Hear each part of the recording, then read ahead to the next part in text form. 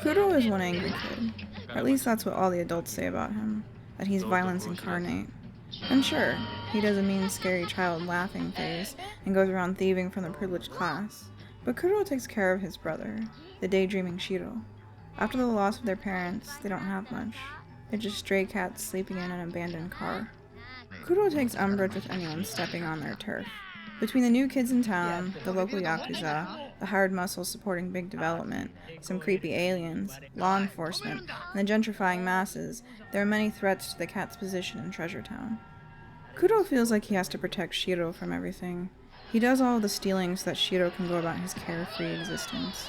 When Kuro sees that the rat has returned, he seeks out Fujimura to get some intel.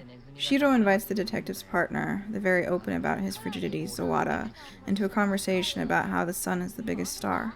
Despite the very precarious existence of the cats, Shiro manages to retain his childish qualities that Kuro long ago had to give up in order to care for his brother. But it's not like Shiro can't tell when something's up.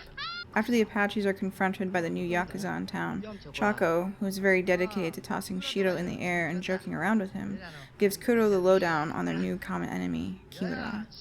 Sensing a threat from this recently transplanted yakuza, Kuro picks a fight with Kimura and smashes his head in. As his brother is committing this heinous act, Shiro can't sleep and goes to visit Gramps. He explains that he apologizes to God whenever they hurt people, and that they'll never do it again. The next day, Shiro confronts Kuro about how God is mad at them. To distract his brother, Kuro suggests they go check on the apple seeds they planted a while back. It works, temporarily. Again, Shiro confronts his brother. It makes him sad when Kuro hides things from him. Kuro says that some things are just too dangerous, that Shiro could get hurt. Completely over his brother's condescension, Shiro makes fun of Kuro's know-it-all attitude and states that he ain't afraid of no gangsters. Kuro is taken aback by this, that Shiro seems so aware of the threat and is so ready to take up arms against it, that his childhood innocence is starting to erode. This is honestly pretty naive of Kuro. At the beginning of the film, the Dusk and Dawn brothers throw down against the cats, and Shiro handles himself pretty well. In fact, Kuro uses Shiro as the bait when he sets the trap for Dusk and Dawn at the clock tower. He's fully aware that his brother is capable of violence. I don't know, maybe Kuro considers attacking Dusk and Dawn to be well within the realm of childhood, while getting involved with real yakuza requires a true hardening of the soul. When an alien comes looking for the cats, Kuro freezes up, marveling at how tough the guy is. The alien goes after Kuro, and Shiro finds his power. He throws a glass bottle at the big guy's head, allowing the brothers enough time to find a hiding spot in a bathroom stall. This reprieve doesn't last long, and the cats escape onto the streets a few stories below. Shiro misses the landing, so Kuro takes him on his back, trying to get away from the insanely fast and strong, but incredulously slow alien who has just punched his way through a brick wall. Shiro has become loopy and is basically dead weight. Kuro is frustrated by this, but never leaves his brother's side. From a running start, he uses their pursuer as a platform to leap into the sky, but the alien recoups the lost distance and grabs Kuro on his way down, crashing back to Earth. Kuro catches his breath. The alien's dead. Is Shiro okay? Actually, the alien's not dead. Right back where they started, Kuro finds himself overpowered by the alien. Still completely out of it, but sentient enough to be aware of the current situation, Shiro begins pouring gasoline on their predator and monologues about his dream and burning it all down. He lights a match and sets the alien on fire. Kuro stares, entranced and horrified at the burning man, at the level of violence his little brother both could and needed to perpetuate. The cats retreat to an empty, graffitied playground. It's not safe to go back home. They're being hunted. But Shiro needs his hats and watches, and like a caring and rather idiotic older brother, Kuro goes to collect the wearables, leaving an unstable Shiro all alone.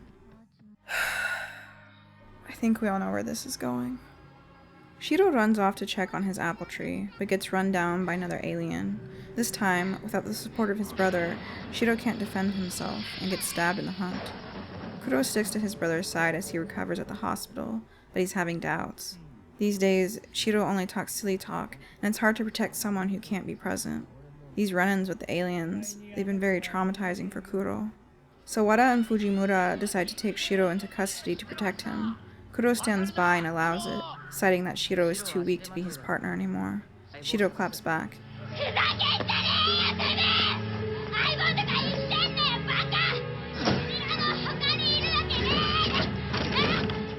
Kimura uses his newfound power to mess with the Apaches. He offers them positions in his org.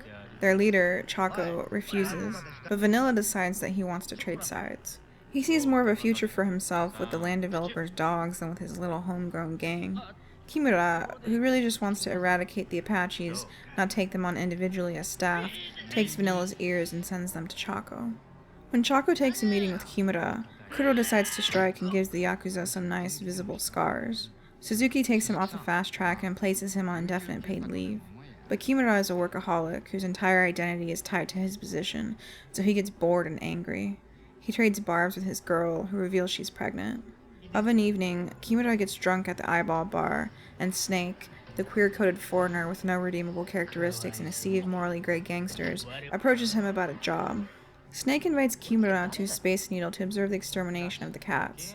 They've been causing trouble for the construction of Kitty Castle, and Snake has some modern art that can take care of them.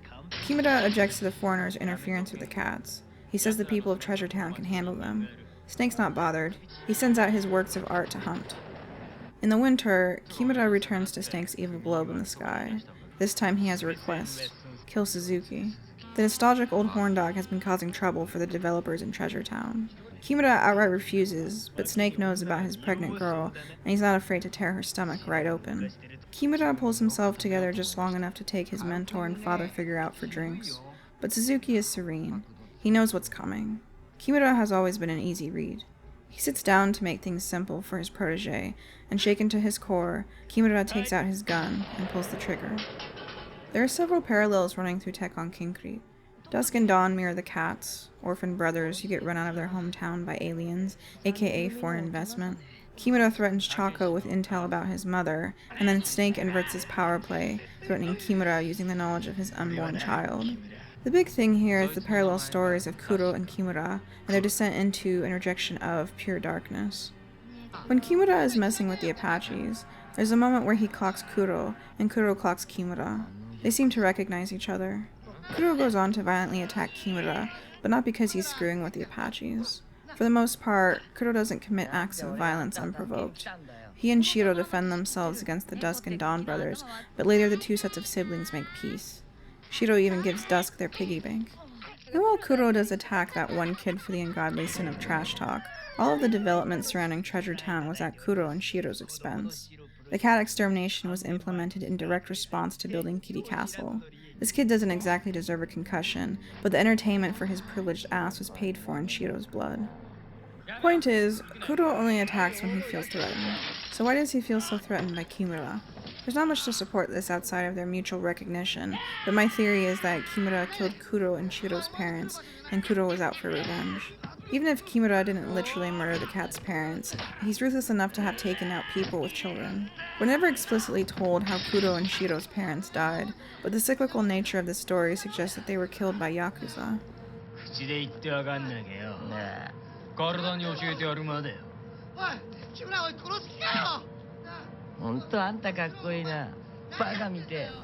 After taking out his father figure, Kimura returns to Snake's lair and shoots him down. He's over the mindfuck of being a yakuza, and just wants to find peace with his girlfriend and their child somewhere on the seaside. Of course, when you cut off one of the Hydra's heads, two more appear. Kimura's girlfriend says she'll never have a boy.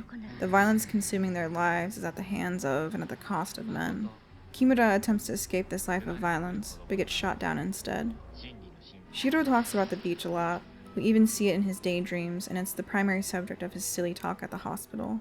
Most of the guys on the wrong side of the law come from fractured homes. Dusk, Dawn, Kuro, Shiro, orphans. Chaco was a runaway. The rat said his parents died young, and he's Kimura's father figure, implying that Kimura's bio-dad was either absent or a deadbeat. Kuro, Kimura, Chaco, and the rat all refer to Treasure Town as my town, but none of them really have all that much. Kuro and Shiro sleep in a car. Kimura shares a small flat with his girlfriend. Suzuki's gang are all hanging out in this room watching TV in the evening, implying that they all share this overcrowded space. Shiro watches normal kids do PE through the fence. Here's your visual metaphor about the live paths available to the haves and have-nots. All of these characters share similar traumas, and they all share similar dreams. For those who choose violence, they want to run Treasure Town. For those who choose peace, they want to abscond to the sea. Kimura eventually did choose peace. He was just too far down the path of darkness to really have a fighting chance of escape. But Kuro... It's worth noting that with the exception of the insidious, effeminate snake, who actively treats his muscle like disposable, replaceable meat bags, and the money-loving boss, who never has to witness or engage with the violence he perpetuates, all of the men in this story look out for each other, even those who are considered rivals.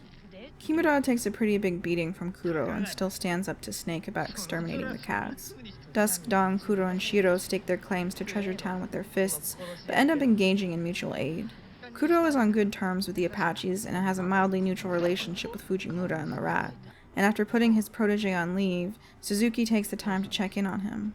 When Kuro shows up to his meeting with Kimura and declares that he's not there to support the Apaches, Chako still tries to de-escalate the situation and prioritizes Kuro's safety. Even Fujimura, the detective who talks constant shit about the yakuza and the cats, even he expresses concerns for the rat's safety when he stands up to big development. And when Shiro is being hunted by the alien, Fujimura jumps out of the car to intervene. There's a lot of violence in this film. Most of it is carried out in response to a threat, but once the threat is neutralized, the possibility of a fragile peace takes shape. Pairings are a big deal in this story. There's a whole yin-yang, dark-light, black-white thing going on. Shiro and Kuro, Dusk and Dawn, Chako and Vanilla, Fujimura and Sawada, the Rat and Kimura. The pairs that stay together, that complement each other's strengths, those are the pairs that survive in the story. The ones who stray from each other, the ones who bail, they end in tragedy. Kuro leaves Shiro with the mom and dad coded Sawada and Fujimura. Losing his brother to a violent encounter would be heartbreaking, and he can't bear the emotional burden of keeping Shiro safe. Everyone's better off this way. But without his brother around, without purpose, Kuro starts to fall apart and lose his mind. He spends his day taking out the yakuza who work for big development, leaving their bodies in front of Kitty Castle. Kuro has officially entered his dark era. While big development is directly accountable for the attack on Shiro, as well as Kuro's recent physical and emotional trauma, brutalizing yakuza isn't an effective method for fighting the developers. The theme park got built. At this point, Kuro is just hurting men who are pretty low on the totem pole. He's not able to go after the guys at the top who are actually responsible for this. Deep down, Kuro misses Shiro. He takes his brother's doll form and proclaims to the apathetic masses that his partner has returned. Kuro wanders into Kitty Castle, where the aliens start to pursue him, shooting Shiro's puppet and causing Kuro to relive the trauma of his brother's stabbing. Emotionally paralyzed, he takes an arrow in the back and tries to fend off the aliens' attacks. When Kuro is under imminent threat of obliteration, the Minotaur, the pure manifestation of darkness and violence, comes to his aid and takes out big development's goons. And then the Minotaur tempts Kuro with the beauty and power of destructive brutality. Nothing could threaten him again with that level of ferocious, carnal strength. Kuro could become violence itself. But Shiro comes back for him. He manages to psychically reach his brother in his darkest depths. Kuro must now choose the safety of pure violence or the uncertainty that comes with loving and being loved by Shiro.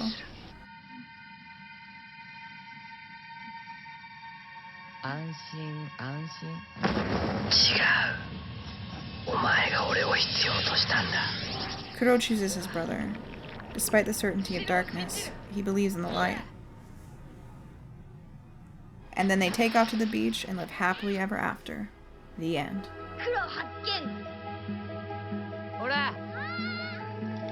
Okay, just a few more thoughts. This gorgeous masterpiece is possibly the most kinetic film ever. Kuro and Shiro do actually fly around and land like cats. The pacing here throttles between hella cool fight scenes and these more quiet, reflective moments. There's so much detail in every frame, and most of the characters are decently fleshed out. There's a lot of love put into them, and the color coding, especially for Kimura, is a choice detail. Kimura is both the dark and the light. When he's following Suzuki's orders, he wears a white suit, contrasting his fellow Yakuza's black suits.